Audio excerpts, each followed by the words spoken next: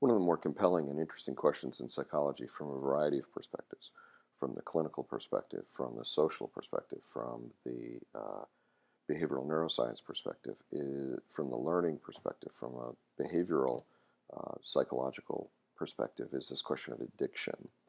And I want to spend a minute talking about addiction because the word addiction, the word addicted or addicting or addictive are used in our culture to describe a lot of circumstances and a lot of situations without a firm grasp of what all of those mean. And they have social implications. If I were to tell you, for example, that I was addicted to something, you might feel differently about me. So I think these words have effects on how we treat people, how we consider people, and how we consider problems.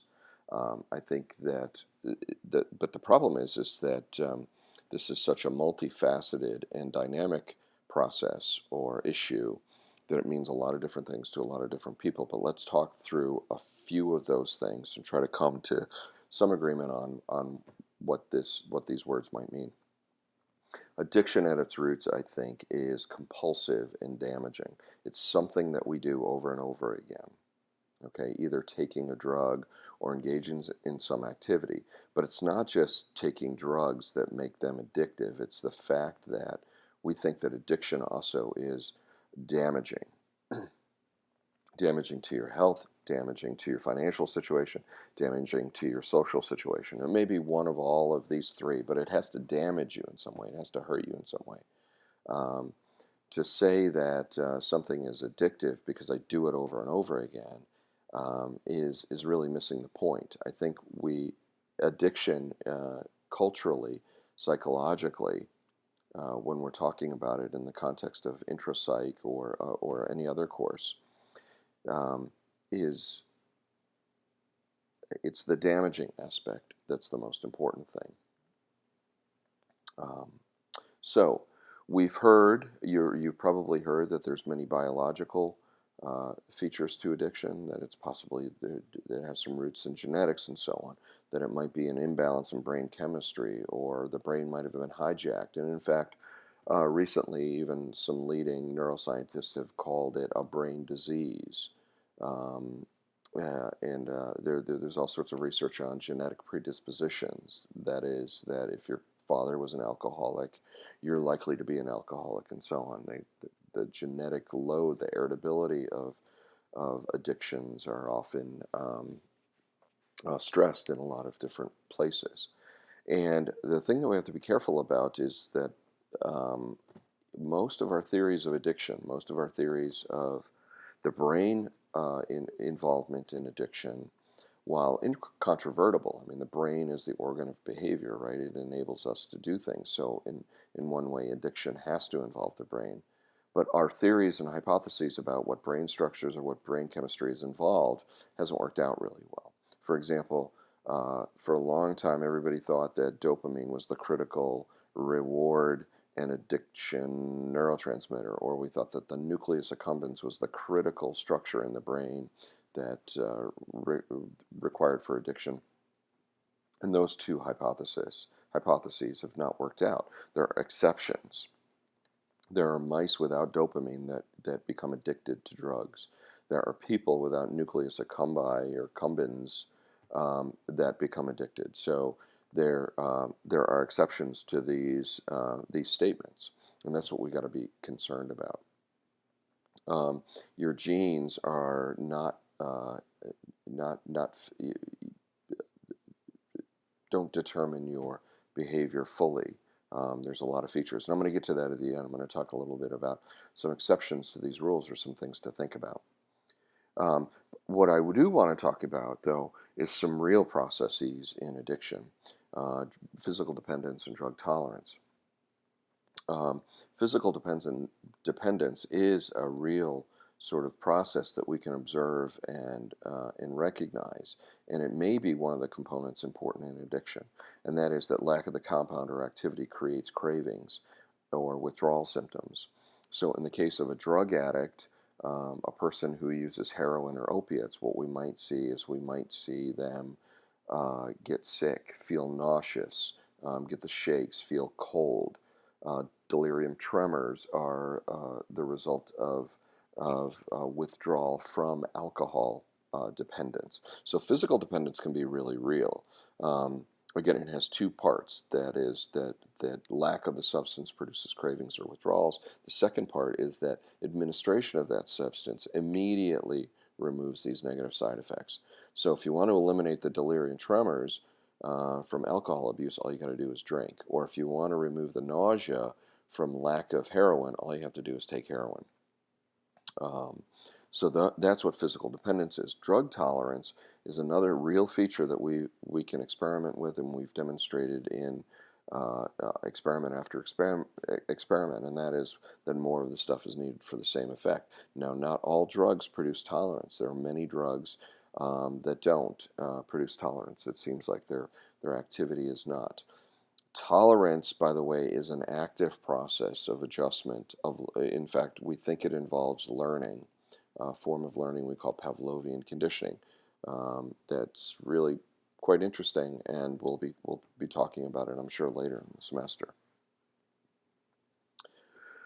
All this we must bring to bear, though, on questions of what we think an addiction is.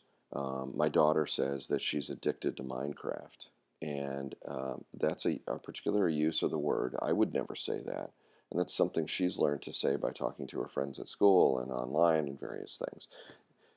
If we apply what we've just discussed about the compulsive and damaging nature of addiction, my daughter isn't addicted to Minecraft. Just because she might play it a lot, she might play it compulsively, it hasn't really damaged her financially or in her health or socially.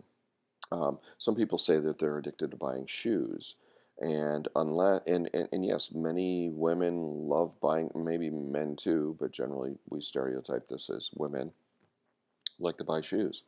They buy shoes after shoes, pairs and pairs of shoes and shoes and shoes, and they might be compulsive about it. But one woman I know is a big time lawyer, and she has all sorts of shoes, but it's not proven socially damaging. It's not proven damaging to her health, unless maybe you call foot discomfort a real damaging part of shoe shopping. Um, and financially, she has the wherewithal to buy shoes. So, um, to say you're addicted to buying shoes is again, it's not just the compulsive nature of this problem; it's the damaging part that's more important to think about. It's hard to say then that you could be addicted to chocolate. I don't know that anybody that eats so much chocolate that it damages their health. I mean, generally speaking, most of us can only eat so much chocolate before we start to get sick. Um, so I think that's another misnomer when we say we're addicted to things like chocolate. To say you're addicted to coffee may be a little bit different. Maybe what you're saying is that you're physically dependent on coffee, meaning it's not uncommon for people that drink coffee to experience withdrawal or to experience negative side effects when they don't have coffee. And when I wake up in the morning, if I don't have coffee and by noon I haven't had a cup of coffee, I will have a headache. That's a withdrawal symptom from a physical dependence on caffeine.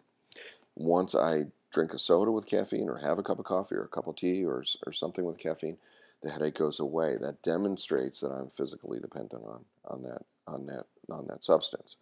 It doesn't mean I'm addicted necessarily, because there's not many negative side effects of that, unless the headaches create a huge problem, but they generally don't. Um, to just illustrate how interesting addiction or this issue of drug abuse and stuff can be, um, there are two stories I want to briefly tell you about. One involves Vietnam, and this is how we must deal with the addiction and the multi dimensions, the multifaceted nature of addiction. During the Vietnam War in the late 60s and early 70s, we had tens of thousands of men in Vietnam that were addicted to heroin. Heroin was a easily available, easily gotten, cheap drug in Vietnam. Vietnam is one of the major producers of heroin, along with Afghanistan, in the world. Um, Heroin is mainly manufactured in three places: in Vietnam, in Southeast Asia, in Afghanistan, and in Mexico, with tens of thousands of men coming back addicted to heroin, and we didn't really know what to do with them. Recidivism rates, that is relapse rates, that is failure to, the standard treatments in heroin are very, very ineffective, meaning that most people go back to using heroin. This was thought to be, or what was going to be, a health crisis, but it turns out that the recidivism or relapse rate in Vietnam vets was about 7%, wherein a normal population, it's over 95%. The fact of the matter is that if you're living in America, if you're living somewhere and you're addicted to heroin and you go through treatment, you generally go back to the place that you were living. The Vietnam vets, what they did is these guys were in Vietnam using heroin, they went through treatment, and then they went home. So the environmental supports of addiction are profound. And that's what's illustrated there. Again, another example showing you how this is multidimensional is that one of the first studies with rats and monkeys, with animals taking drugs themselves, there's a famous study by a guy named Schuster, who was the first to get monkeys to take cocaine. And what he found was that monkeys would press a button to operate a pump that would infuse cocaine into their veins. And these monkeys went bananas for this stuff. And he had to intervene and stop them from hitting the button because they were overdosing. This research first demonstrated that there was an enormous biological component to addiction. It wasn't just a personality disorder. It just wasn't an issue of self-control, traditionally construed. There was a biological feature to this because animals become addicted as well. This is revolutionary in the 1960s and 1970s because the APA thought that the DSM, if you've ever heard of that, and we'll be talking about that in the course, the DSM considered addiction a personality disorder. But if animals do it, how can we say it's a personality disorder? Personality means person, right? So if animals do it, then there must be a biological component. Well, rats and monkeys will self-administer, we call it self-administer drugs. However, when Schuster did his experiment on monkeys, he had to stop them from pressing a button because the button presses produced drug infusions. But the minute that he gave them another button to work on, and if pressing that button they could receive a little treat, they stopped administering a lot of cocaine.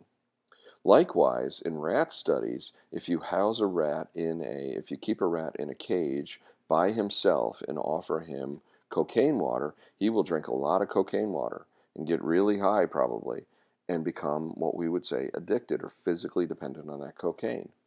Take that rat and move him into a cage with a bunch of other rats and toys to play with and houses to run around with, and they stop administering the cocaine. Again, demonstrating how much the environment supports addiction. So those are some interesting cases, and we'll be thinking about them throughout the semester and talking through them.